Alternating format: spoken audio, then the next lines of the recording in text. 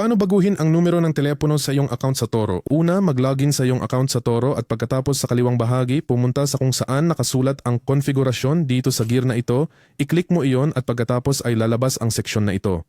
Ngayon, ang gagawin mo ay i-click ang account na ito na nasa gitna na may simbolo ng user at i-click mo iyon. Pagkatapos dito, i-click mo ang iyong numero ng telepono na dito ay nakalagay na beripikado.